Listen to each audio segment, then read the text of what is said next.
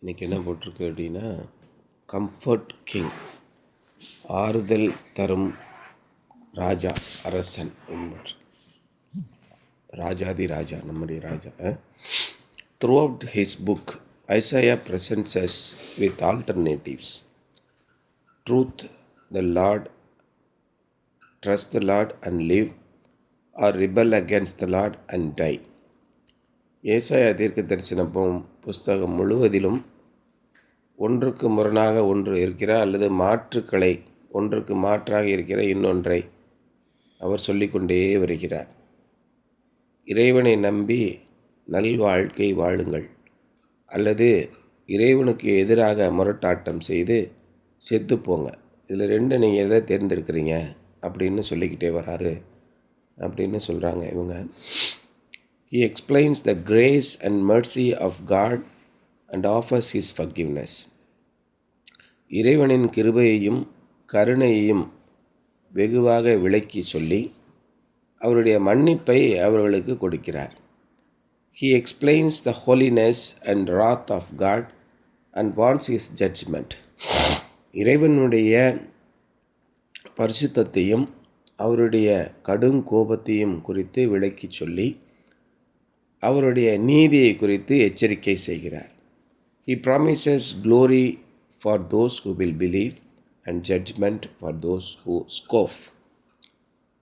அவரை நம்பி விசுவாசித்து சார்ந்திருக்கிறவர்களுக்கு கிடைக்கப் போகிற மகிமையை அவர்களுக்கு உத்தரவாதம் அளித்து, அதே நேரத்திலே யாரெல்லாம் இறைவனை கேலி செய்கிறார்களோ அவர்களுக்கு வரப்போகும் நியாய தீர்ப்பை குறித்து எச்சரிக்கை செய்கிறார். The prophet calls the professing people of God back to spiritual reality. என்ன சொல்கிறாரு? தீர்க்க தரிசனம் சொல்கிற இறைவனை குறித்து தீர்க்க தரிசனம் சொல்கிறவர்களை அவர் திரும்பவும் ஆவிக்குரிய உண்மை நிலைக்கு வருமாறு கூப்பிடுகிறார். He warns against hypocrisy and empty worship. மாய்மாலமான நடத்தை, அர்த்தமில்லாத தொழுகை, இதை குறித்து எச்சரிக்கை செய்கிறார். He pleads for faith, obedience, a heart that delights in God. அவர் விசுவாசத்திற்காகவும் இறைவன் மீது வைக்கும் நம்பிக்கையையும் கீழ்ப்படிவதும், இறைவன் சொல்கிற சொல்படி கீழ்ப்படிவதும் இறைவனுக்கு மகிழ்ச்சியை உண்டாக்குகிற ஒரு இருதயத்தையும் and a life that glorifies God, இறைவனுக்கு மகிமையை கொண்டு வருகிற ஒரு வாழ்க்கையையும் வேண்டும் என்று அவர் வேண்டுகிறார். There is no peace, says my God, for the wicked. துன்மார்க்கனுக்கு சமாதானம் இல்லை என்று கர்த்தர் சொல்கிறார். For in order to have peace, நம்முடைய வாழ்க்கையிலே சமாதானம் வேண்டுமென்றால் we must have righteousness, நமக்கு நீதி வேண்டும்.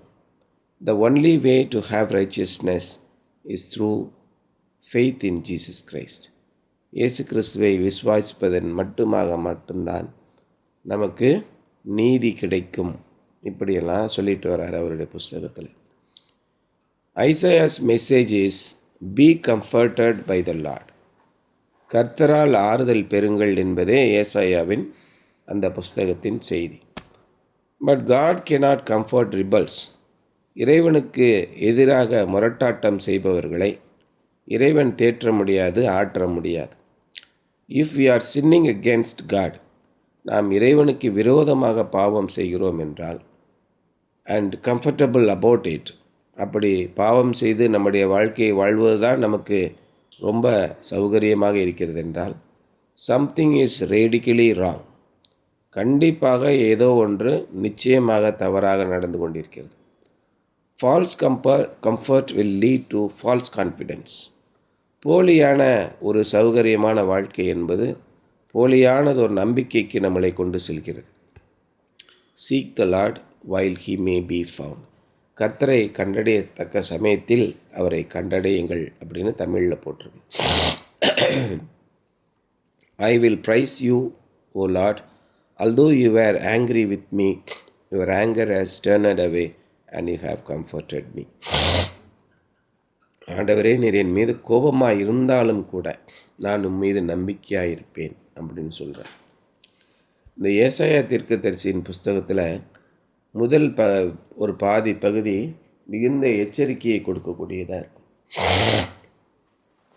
பின்னாடி வந்திருக்கிற பாதி பகுதி இறைவனுடைய ஆசீர்வாதம் நமக்கு எப்படி கிடைக்கும் அப்படின்னு பற்றி சொல்லியிருக்கு. இதுதான் அந்த ஏசாயா புஸ்தகத்தின் முழுவதும் நீங்கள் படிச்சிங்கன்னா தெரியும். இறைவனுக்கு பிடித்தமான வாழ்க்கை வாழ்வது எப்படி, அல்லது இறைவனுக்கு பிடித்தமான வாழ்க்கையை நாம் வாழாமல் போகும்போது நாம் அவரிடத்திலிருந்து என்ன விதமான ஆறுதலை பெற்றுக்கொள்ள முடியும் அப்படின்னு கேட்குறாரு. அந்த வசனத்துடைய முக்கியமான ஒரு காரியம் என்னன்னு கேட்டிங்கன்னா, நீங்கள் அந்த மனிதர்கள் அத்தனை பேரும், இப்போ நம்ம சங்கீதத்தில் ஒன்று படித்தோம்ல, அதாவது கோபத்தை நெகிழ்ந்து உக்கிரத்தை விட்டுவிடு, பொல்லாப்பு செய்ய ஏதுவான எரிச்சல் உனக்கு வேண்டாம் அப்படின்னு போட்டிருக்கு. இது யாருக்காக போட்டிருக்குன்னா, இந்த உலகத்தில் பிறந்த அத்தனை பேருக்கும் போட்டிருக்கு. இந்த உலகத்திலே இந்த வேதாகமத்தை எத்தனை பேர் படித்தார்களோ அத்தனை பேருக்கு இந்த வசனம் தெரியும். அப்படின்னா என்ன அர்த்தம்னா, எல்லாருக்குமே கோபம் வரும், எல்லாருமே ஆண்டவருடைய வழியை விட்டு பொல்லாப்பு செய்ய வாய்ப்பு அதிகமாக இருக்கிறது. நாம் அப்படி பொல்லாப்பு செய்து விடும்போது அவ்வளோதான், ஃபவுல். இப்போ ஒரு ஃபுட்பால் மேட்ச் விளையாடுறோம், தவறு பண்ணிட்டா என்ன, ஃபவுல், ரெட் கார்டு காட்டிடுவாங்க. அதுக்கப்புறம் அந்த கேம்ஸ்லேருந்தே வெளியில் போயிடுவாங்க. திரும்ப கேம்ஸுக்கு வர முடியுமா? அவ்வளோதான், வாழ்நாள் பூரம் கேம்ஸுக்கு வர முடியாது, வெளிநாட்டை போய் பிச்சை எடுக்கணும். அப்படியா? கொஞ்ச நேரம் கழித்து திரும்ப உள்ளே வந்துடுவாங்க இல்லையா? நம்மளும் இறைவனுடைய சமூகத்திலே தவறு செய்யும்போது அவர் என்ன சொல்கிறார்? This is the one I esteem, he who is humble and contrite in spirit. நொறுங்குண்டதும் நறுங்குண்டதுமான இருதயத்திலே. இறைவனுக்கு விரோதமாக நாம் தவறு செய்யும் பொழுது தெரியாமல். ஆனால் சில பேர் என்ன பண்ணுறாங்க, இந்த 35ஆம் வசனம் பாருங்கள், சங்கீதம் 37:35. கொடிய பலவந்தனான ஒரு துன்மார்க்கனை நான் கண்டேன். பார்த்துக்கிட்டே இருந்தேன், நான் வாழும்போது அவனும் வாழ்ந்து வந்தான். அவனுக்கு தனக்கேற்ற நிலத்தில் முளைத்திருக்கிற பச்சை மரத்தை போல் தழைத்தவனாய் இருந்தான். அதான் இங்கே சொல்கிறார், ஃபால்ஸ் கம்ஃபர்ட் அப்படின்னு சொல்லி சொல்கிறாரு. நம்முடைய வாழ்க்கையில் இறைவனுக்கு விரோதமான வாழ்க்கை வாழும்போது ரொம்ப சந்தோஷமாகவும் மகிழ்ச்சியாகவும் நிம்மதியாகவும் இருக்கும். நம்முடைய தேடுவதெல்லாம் கிடைக்கும். கொடிய பலவந்தனான ஒரு துன்மார்க்கனை கண்டேன். அவன் 2 நாள் மட்டும் துன்மார்க்கம் பண்ணி 3ஆவது நாள் அவனுடைய துன்மார்க்கத்திலே செத்து போனான். அப்படி எழுதலை. அவன் வாழ்ந்த 50 ஆண்டுகள் 60 ஆண்டுகளும் அவன் தனக்கேற்ற நிலத்தில் முளைத்திருக்கிற பச்சை மரத்தை போல தழைத்தவனாக இருந்தான். அவன் வாழ்நாள் முழுவதும் செழித்தவனாக இருந்தான். பார்க்கிறவர்கள் எல்லாரும் என்ன சொன்னாங்க? ஜவுளிக்கடை பொம்மை மாதிரி. ஜவுளிக்கடை பொம்மை எப்படி இருக்கும்? ஜவுளிக்கடை பொம்மை கூட கட்டுதம்மா பட்டு சேலை அப்படின்னு டி ராஜேந்தருடைய பழைய பாடல்கள் உண்டு. டெய்லி ஒரு புது புடவை கட்டும், டெய்லி ஒரு சுடிதார் போடும், டெய்லி ஃபேன்சி டிசைனாக ட்ரெஸ்ஸு போடும் இல்லையா? நம்ம அது மாதிரி போட முடியுமா? பார்க்குற என்ன பண்ணுவாங்க, சார் இந்த ட்ரெஸ்ஸு என்ன அழகாக இருக்குது, சூப்பராக இருக்குது, பிறந்தா ஜவுளிக்கடை பொம்மையாக பிறக்கும், இப்படிலாம் சொல்லிப்பாங்க.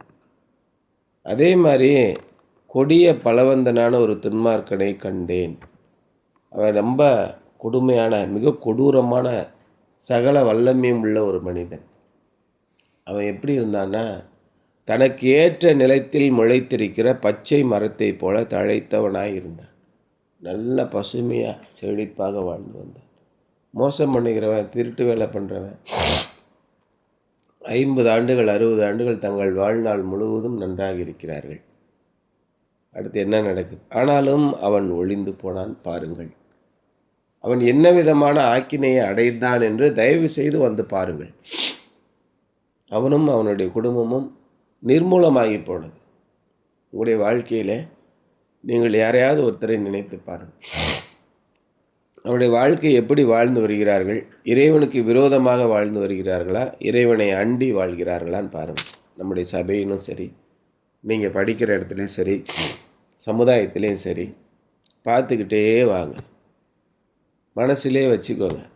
எவ்வளவு காலம் வாழ்கிறார்கள் என்று பாருங்கள்.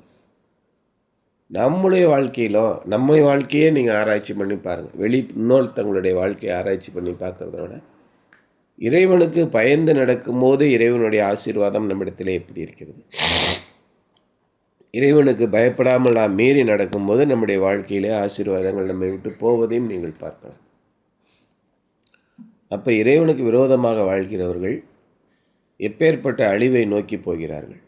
அப்படிலாம் சொல்லிட்டு இறைவனுக்கு ஏற்ற விசுவாசத்தையும் இறைவன் சொற்படி நடக்கிற கீழ்ப்படிதலும் இறைவனுக்கு மகிமையை கொண்டு வர வேண்டும், நிம்மதியை கொண்டு வர வேண்டும், சந்தோஷத்தை கொண்டு வர வேண்டும் என்று நினைக்கிற இருதயமும்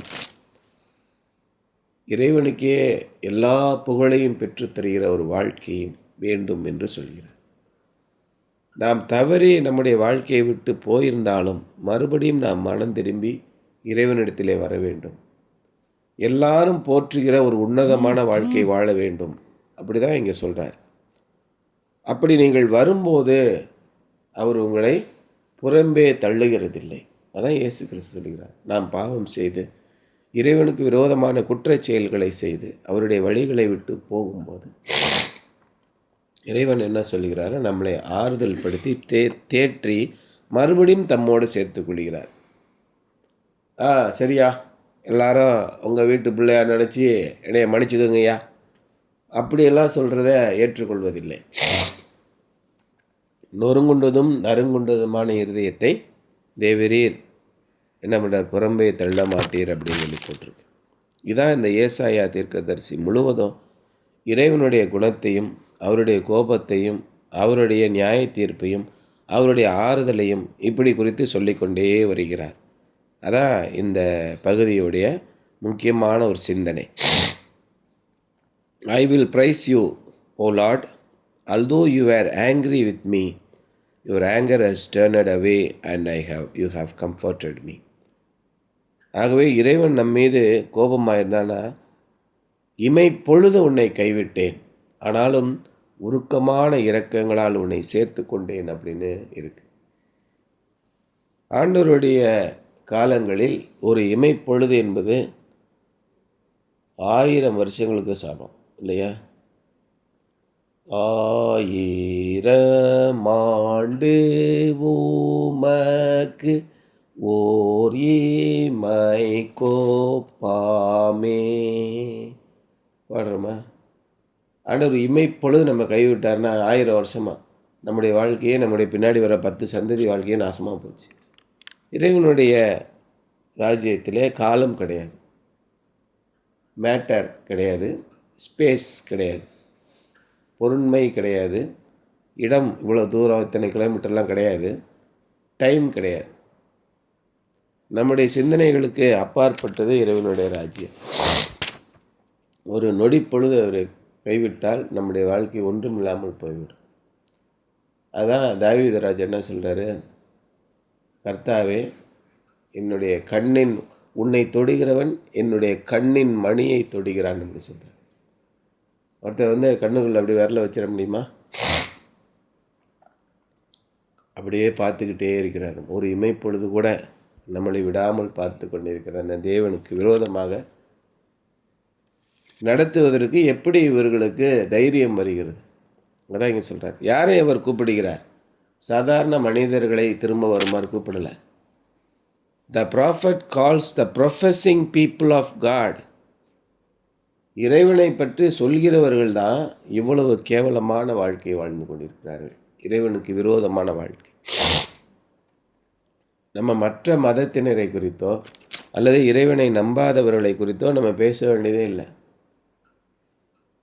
இறைவனை உண்மையுள்ளவர் என்றும் இறைவனை நம்புகிறேன் என்று சொல்லியும் இறைவனுக்கு விரோதமாக நடக்கிறவர்களை பற்றி தான் இவர் சொல்கிறார். நம்முடைய வாழ்க்கையில் நாம் ஒவ்வொருவரும் இறைவனுக்கு பிரியமான வாழ்க்கையை வாழ்ந்தாலே போதும், அதுவே இந்த உலகத்திற்கு மிகப்பெரிய சாட்சியாக இருக்கும். இறைவன் சொல்வதெல்லாம் என்ன? ஒன்றே ஒன்று தான் சொல்கிறார், தீமையை விட்டு விலகி நன்மை செய். இதை தவிர தேவன் உன்னிடத்திலே என்னத்தை எதிர்பார்க்கிறார்? இதான் இறைவன் கேட்கிறார். அப்படி நீங்கள் திரும்ப வரும்போது உங்களுக்கு மிகப்பெரிய ஆறுதலை தருகிறார் என்பது தான் இன்றைய தலைப்பு, த கம்ஃபர்ட் கிங். சரியா?